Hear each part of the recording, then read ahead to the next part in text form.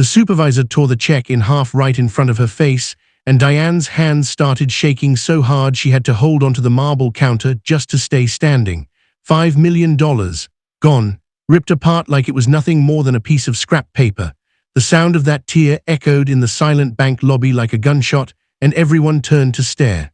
Some people gasped. Others pulled out their phones. But the supervisor, a white man in his 50s with a crisp suit and a smile that could cut glass, just folded his arms and said the words that would change everything. "We don't cash fake checks here, and we certainly don't entertain scammers." Diane felt the world tilt sideways. Her throat closed up. Her eyes burned with tears she refused to let fall. Not here, not in front of all these people, not in front of this man who looked at her like she was dirt on the bottom of his shoe. It had been the worst year of Diane's life. Her mother had died 6 months ago after a long battle with cancer, and Diane had spent every penny she had taken care of her. She'd maxed out credit cards, borrowed from friends, sold her car, and worked 3 jobs just to afford the treatments that didn't work. She'd held her mother's hand in that hospital room while the machines beeped slower and slower until they finally went silent. She'd planned the funeral alone because her father had left when she was 5 and her brother was in prison. She'd cried herself to sleep every night in the tiny studio apartment she could barely afford, surrounded by bills she couldn't pay and memories she couldn't escape. And then the letter came, from a law firm she'd never heard of. Inside was a check for $5 million, her mother's life insurance policy. Diane had stared at that check for hours, unable to believe it was real. Her mother had scraped together pennies her whole life, worked as a maid in fancy hotels, cleaned rich people's houses on her hands and knees, and somehow she'd managed to leave Diane this, a way out, a second chance, hope. Now that hope was lying in 2 pieces on the bank counter, and the supervisor was looking at her like she was a criminal. "I'm calling security," the man said, reaching for the phone. His name tag read, Mr. Harrison, branch supervisor. He had an expensive watch, a designer tie, and the kind of confidence that comes from never having to wonder if you'll make rent. "Please," Diane whispered, her voice cracking. "That check is real. I can prove it. Just call the law firm. The number's on the letterhead, please." "Before we go any further, I want to ask you something. Where are you watching this from right now, and what time is it there? Drop a comment and let me know. It means the world to me to know you're here with me in this moment. And if this story is already hitting you in the chest, do me a favor. Hit that like button, subscribe to the channel if you haven't already. Share this with someone who needs to hear it, because what happens next is going to shock you, trust me. You don't want to miss a single second of this." Mr. Harrison didn't pick up the phone to call the law firm. He picked it up to call security. "We have a situation at counter 3, he said, his voice dripping with superiority. "Possible fraud attempt. I need someone here immediately." Diane's heart was pounding so hard she could hear it in her ears. People were staring, whispering. A man in a suit shook his head like he'd seen this before. A young mother pulled her child closer as if Diane was dangerous. The humiliation was a living thing, crawling over her skin, making her want to disappear into the floor. "I'm not a scammer," Diane said, louder this time. Her voice trembled, but she pushed the words out anyway. "My mother just died. That check is from her life insurance. It's all I have left of her. You can't just destroy it." "Your mother," Mr. Harrison repeated, his lips curling into something that wasn't quite a smile. "Let me guess. She was a maid, a cook, and somehow she managed to leave you $5 million. He laughed, actually laughed. "Do you know how many people try to cash fake checks here every week? Do you know how many scammers walk through that door thinking they can fool us?" Diane felt something break inside her chest. It wasn't just anger. It was grief, raw and fresh and bleeding. Her mother had died believing Diane would be okay. She'd whispered it in the hospital, her voice barely there. "You're going to be okay, baby. I made sure of it. You're going to be okay." And Diane had held her hand and promised to be strong. But standing here now, watching this man tear apart the only thing her mother had left her, she didn't feel strong.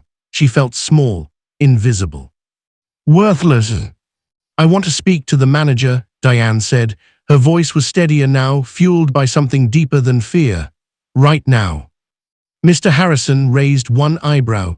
"I am the manager of this branch, and I'm telling you to leave before I have you arrested for attempted fraud." The security guard arrived then. a big guy with tired eyes and a uniform that was a little too tight. He looked at Diane and then at Mr. Harrison, and Diane could see him making a decision about who to believe. It took him less than a second.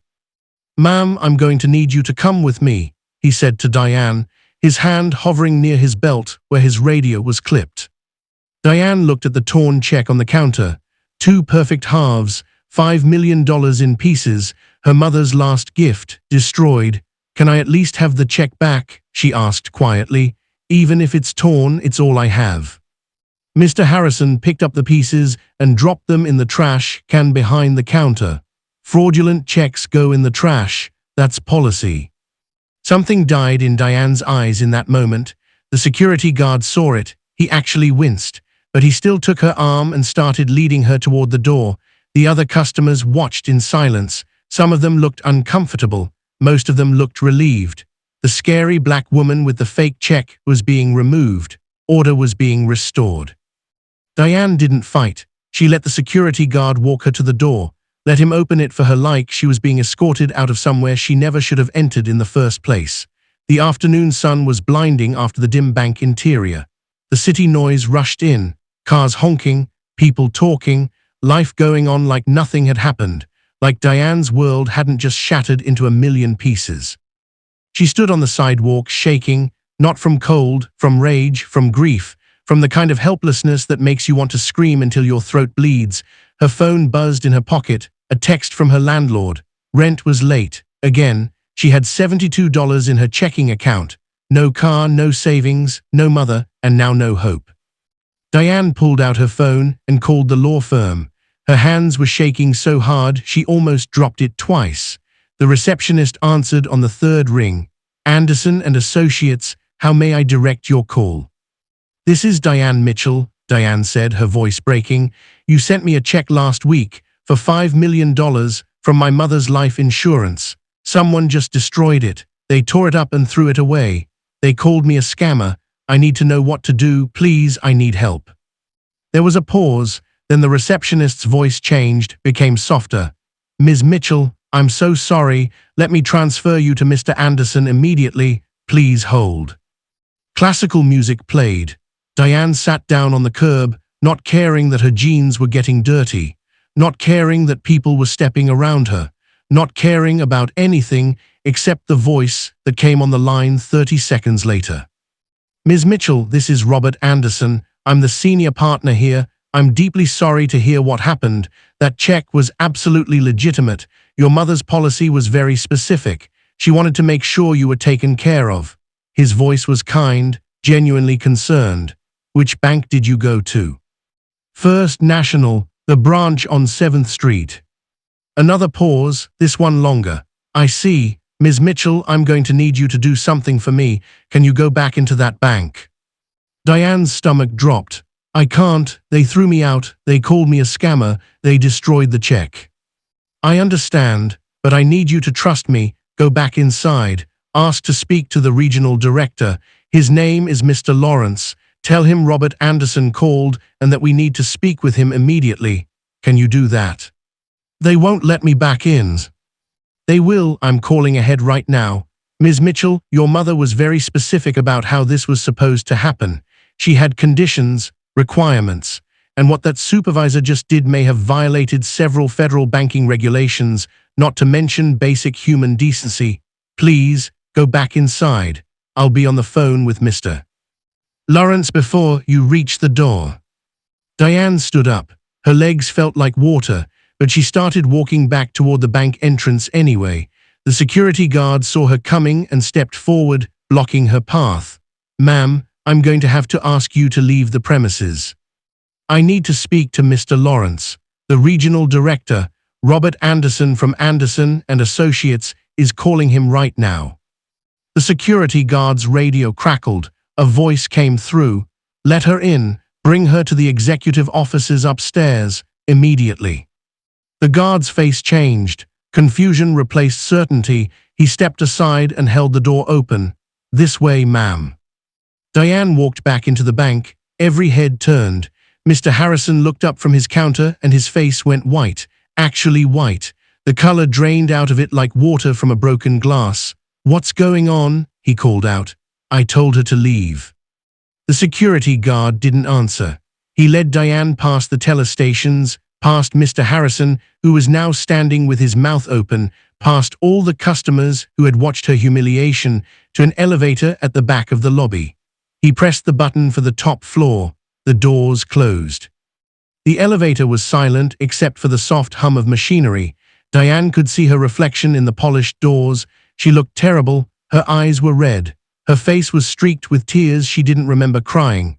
Her jacket was wrinkled. She looked exactly like what Mr. Harrison had assumed she was. Poor, desperate, easy to dismiss. The elevator doors opened onto a floor Diane had never seen before. Thick carpet, mahogany furniture, expensive art on the walls. A receptionist sat behind a curved desk that probably cost more than Diane's yearly rent. She looked up and smiled, a real smile, not the kind Mr. Harrison had given her. "Ms. Mitchell, Mr. Lawrence is expecting you, right this way." Diane followed her down a hallway lined with portraits of serious-looking men in suits. At the end was a large office with glass walls and a view of the city that took her breath away. Inside, a man in his 60s with silver hair and an expensive suit was on the phone. He saw Diane and gestured for her to sit. She lowered herself into a leather chair that was softer than her bed. "Yes, Robert, I understand. Yes, she's here now." Mr. Lawrence's voice was tight, controlled, but Diane could hear anger underneath it. "I'll handle it personally. You have my word." He hung up and looked at Diane, really looked at her, not the way Mr. Harrison had looked at her, not like she was something to be removed, like she was a person who deserved to be seen. "Ms. Mitchell, I cannot apologize enough for what happened to you downstairs. What you experienced was unconscionable, unacceptable, and I promise you it will be addressed." Diane's throat was tight. "He tore up my check. My mother just died. That money was all she had to leave me, and that man ripped it in half and threw it in the trash like it was garbage." Mr. Lawrence closed his eyes for a moment. When he opened them, there was something in them that looked like genuine pain. "I know," Mr. Anderson explained the situation. "Your mother's life insurance policy was held by this bank. We've been managing it for 23 years. Your mother was very specific about her wishes. She wanted to ensure you would be taken care of when she was gone. She came to this bank every month for over 2 decades, making payments on that policy. She was a valued client." Diane felt tears spill down her cheeks. She didn't try to stop them. She cleaned houses. She worked so hard. Her hands were always rough, always sore. She'd come home so tired she could barely stand, but she never missed a payment. She told me once that she was building something for me. I didn't know what she meant. I thought maybe she was saving a few $1,000s. I had no idea. Mr. Lawrence nodded slowly. "Your mother was an extraordinary woman, and what happened to you today was a betrayal of everything she worked for. I want you to know that I will personally issue you a new check. Today, right now, and I want you to know something else." He paused and looked out the window at the city below. "Your mother didn't just have a life insurance policy with us. She had other investments, holdings that have matured over the years. The $5 million check was just the beginning. There's more, considerably more." Diane couldn't breathe. "What?" "Your mother was smarter than anyone gave her credit for. She took every extra dollar she could save and she invested it. Small amounts, $20 here, $50 there. Over 23 years, those small amounts grew, with compound interest. With smart investment choices she made with one of our advisors. Your mother's total estate, including the life insurance policy, is worth approximately $12 million. The room spun. Diane gripped the arms of the chair. "That's not possible." "It's very possible, and it's very real. Your mother stipulated that the funds were to be released to you upon her death, with one condition, that you be treated with dignity and respect at every step of the process. She wanted you to know your worth. She wanted you to be seen." His voice cracked slightly. "What happened today was the opposite of that, and I'm sorry." Diane was crying openly now, great heaving sobs that shook her whole body. Her mother had known how the world would treat her daughter, had known Diane would face people like Mr. Harrison her whole life, people who would look at her and see nothing, assume nothing, expect nothing. And her mother had built a fortress of financial security so strong that Diane would never have to bow her head again. Mr. Lawrence handed her a box of tissues and waited quietly while she cried. When she could finally speak, her voice was raw. What happens now? Now we make this right. I'm going to process your claim immediately. I'm issuing you a cashier's check for the full amount that can be deposited into an account here or at any institution of your choice. I'm also going to ask you if you'd be willing to meet with someone. Who? My daughter. Mr. Lawrence turned his computer screen so Diane could see a photo of a young black woman in a business suit standing in front of a building with Lawrence Development Corporation written across it. Her name is Nicole. She runs my real estate development company. Your mother, in her wisdom, didn't just leave you money. She left you options. And one of those options, if you're interested, is to invest some of that money in ways that will continue to grow it. Nicole specializes in helping people build generational wealth. She's brilliant, she's kind, and she would be honored to meet you. Diane stared at the photo. The woman in it was smiling. She looked confident, successful, happy, everything Diane had never allowed herself to imagine she could be. I don't know anything about investments, Diane whispered. You don't have to. That's why people like Nicole exist, to help, to guide, to make sure your mother's sacrifice continues to protect you for the rest of your life. He paused, but that's a decision for another day. Right now, let's get you that check. He picked up his phone and dialed an extension. Send Mr. Harrison to my office, immediately. Diane's heart started racing again. I don't want to see him. I understand, but I need you to trust me one more time today. Can you do that? Diane nodded, even though everything in her wanted to run. 5 minutes later, there was a knock on the door. Mr. Harrison walked in, and the moment he saw Diane sitting in the chair, his face went from confused to terrified in the span of a heartbeat. Mr. Lawrence, I can explain. Sit down. He sat, his hands were shaking now. The confident supervisor who had torn up Diane's check was gone. In his place was a man who suddenly understood he'd made a terrible mistake. Mr. Lawrence didn't raise his voice. He didn't have to. Tell me what happened this afternoon. Mr. Harrison's eyes darted to Diane and then away. A customer presented what appeared to be a fraudulent check. I followed protocol. You tore up a legitimate $5 million check. You called a grieving daughter a scammer in front of a lobby full of people.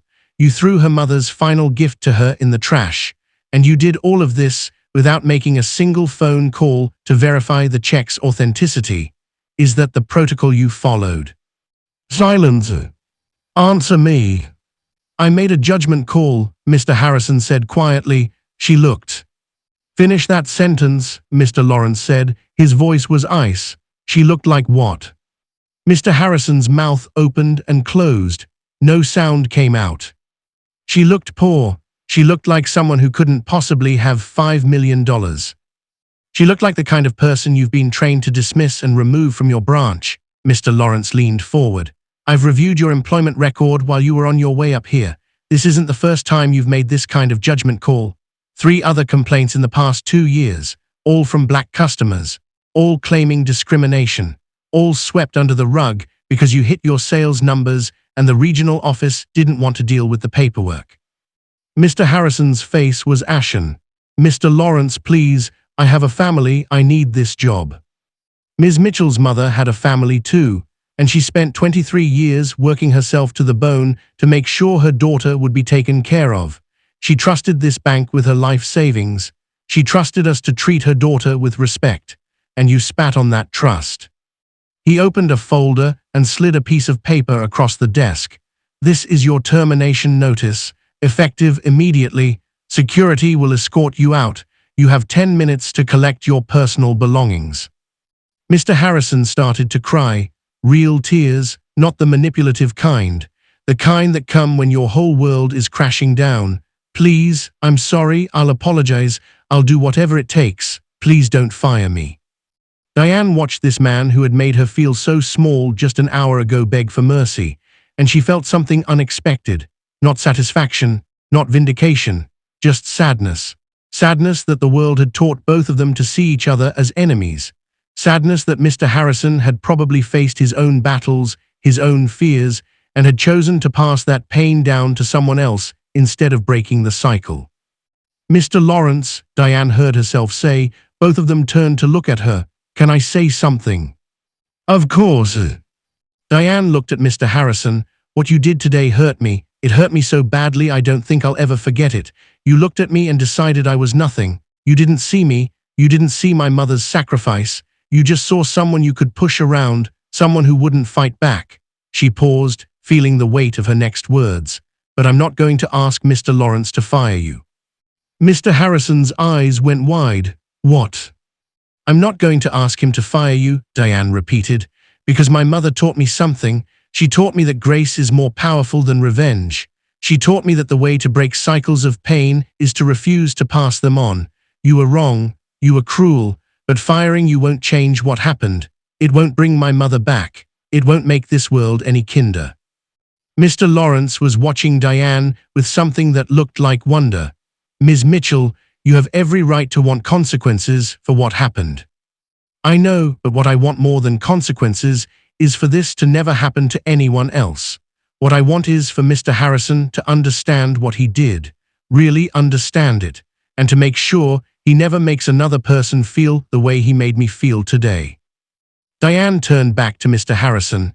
"I want you to keep your job, but I want you to change. I want you to look at every customer who walks through that door and see a person, not a transaction, not a type, a person with a story, with a mother who loved them, with dreams and fears and dignity. Can you do that?"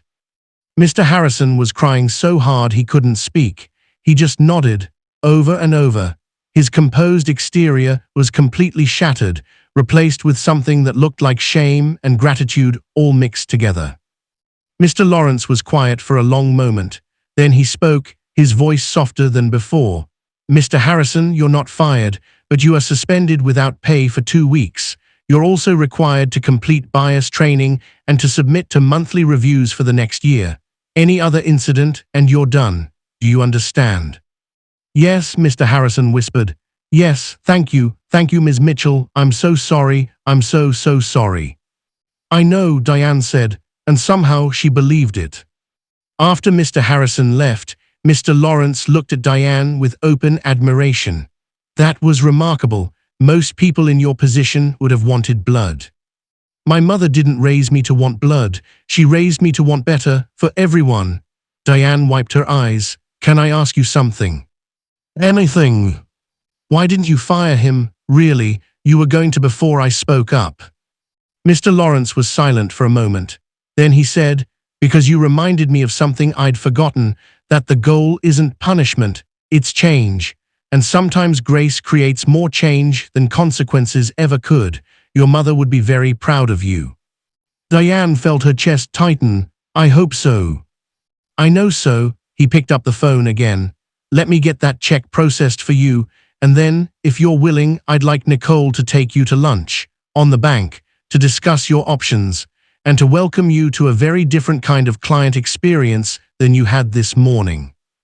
An hour later, Diane walked out of the bank with a cashier's check for $12 million in her purse and a lunch appointment with Nicole Lawrence scheduled for the next day.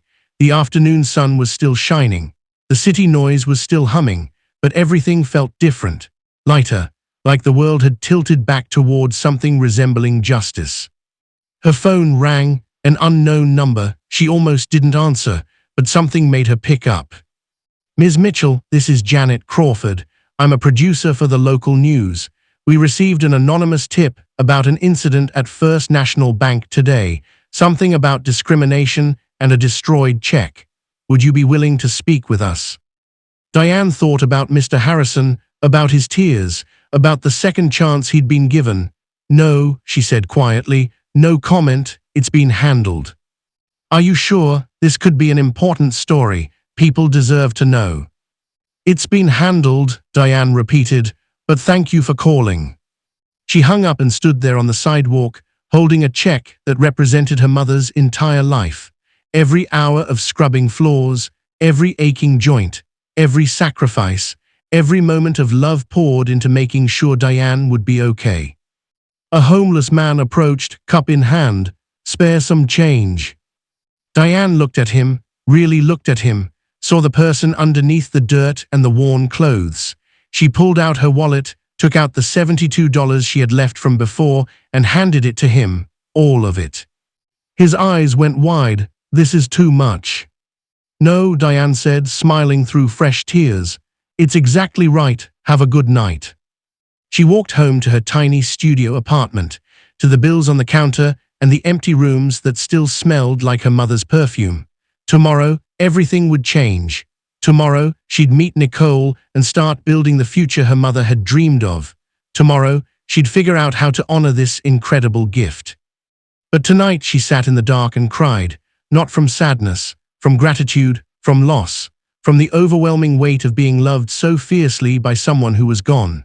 Her mother had spent 23 years building a bridge over every obstacle Diane would ever face. And today, despite the cruelty, despite the humiliation, despite everything, Diane had crossed that bridge. And she'd done it with grace. 3 months later, Diane stood in the lobby of First National Bank again. But this time, she wasn't there to cash a check. She was there for a ribbon-cutting ceremony. The bank had used some of her investment money to start a community lending program designed to help people like her mother get access to capital and financial education. It was Diane's idea. Nicole had helped make it real.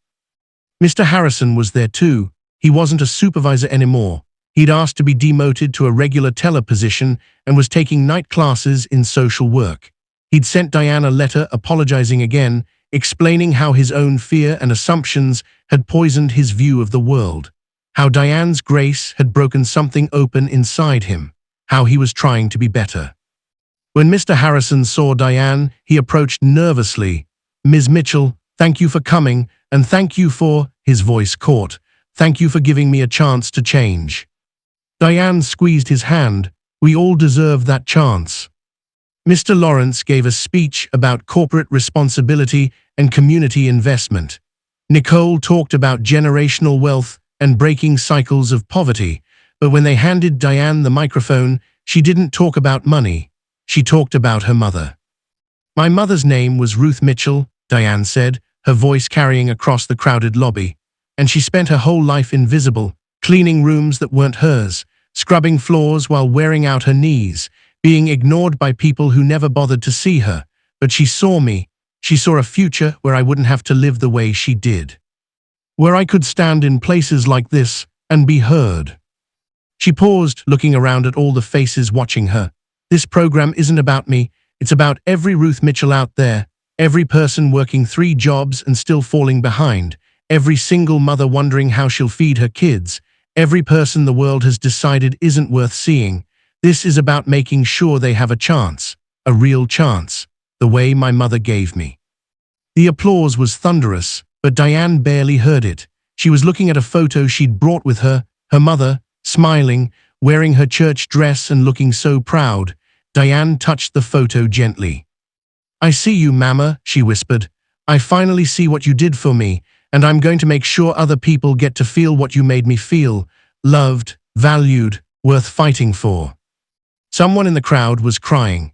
Actually, a lot of people were crying. The story had spread, not through the news, through word of mouth, through the bank employees who'd witnessed what happened, through the customers who'd been there that day, through Mr. Harrison, who'd told everyone who would listen about the woman who'd shown him mercy when he deserved none. And now here they all were, witnessing not a moment of revenge, but a moment of redemption for everyone. As the ceremony ended and people began to filter out, a young woman approached Diane. She was clutching a check. Her hands were shaking. "Ms. Mitchell, my name is Keisha. I'm here to apply for one of the community loans, to start a business, a cleaning service, like your mother did, but I want to do it differently. I want to pay my workers fair wages, give them benefits, treat them like they matter." Diane looked at this young woman, so full of hope and fear and determination, and saw her mother's spirit reflected back at her. "Tell me about your business plan," Diane said, and she sat down right there in the lobby, on one of the leather couches that had once seemed too nice for people like her, and listened. Nicole joined them, then Mr. Lawrence, then 3 other applicants who'd been too nervous to approach. Before long, there was a whole group of people sitting together, sharing dreams and plans and fears, building something together. Mr. Harrison watched from behind his teller window. He was crying again, but this time they were different tears. The kind that come when you witness grace transforming everything it touches, when you see redemption happening in real time, when you understand, finally, what it means to be human. That night Diane returned to her apartment, except it wasn't her apartment anymore. She'd bought a house, a real house with a yard and a mortgage she could actually afford. It wasn't a mansion. She'd deliberately chosen something modest, because the money wasn't for showing off. It was for building with, for creating change with, for honoring her mother's sacrifice with. She made herself tea and sat in the kitchen her mother would never see, and she cried, not from sadness, from understanding. Her mother had known exactly what she was doing. Every dollar saved, every investment made, every stipulation written into that will. Ruth Mitchell had been building more than financial security. She'd been building a legacy of dignity, of grace, of refusing to let the world's cruelty define her daughter's future. And Diane was going to honor that legacy, not by hoarding the wealth, but by sharing it, by using it to lift others the way her mother had lifted her, by making sure that every person who walked through those bank doors, whether they had $5 or $5 million, was treated like they mattered. Because they did. Everyone did. That was the lesson. That was what her mother had really left her, not just money, but the understanding that every single person carries infinite worth, that grace is stronger than vengeance, that change happens when we choose to see each other as human beings instead of categories to be managed or dismissed. Diane pulled out her phone and looked at the last text message her mother had ever sent her. It was from the hospital 3 days before she died. Her mother's hands had been so weak she could barely type. The message was short, just 5 words. Make them see you, baby. Diane understood now. Her mother hadn't meant make them see her wealth, or her success, or her achievements. She'd meant make them see her humanity, make them see that she was worthy of dignity and respect just for existing, just for being Ruth Mitchell's daughter, just for being a person walking through the world trying to do her best. And today in that bank, with that supervisor, with Mr. Lawrence and Nicole and all those people watching, Diane had done exactly that. She'd made them see her, not through anger or revenge, but through grace, through choosing to break the cycle instead of continuing it, through remembering that the person who'd hurt her was also a person, flawed and frightened and capable of change. The moral was becoming clear to her now, sitting in her kitchen with her mother's last words glowing on her phone screen. The world will judge you. It will try to make you small. It will look at your skin, your clothes, your account balance, and decide what you're worth before you even open your mouth.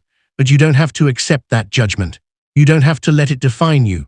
And most importantly, you don't have to pass it on to others. Your worth isn't in a bank account.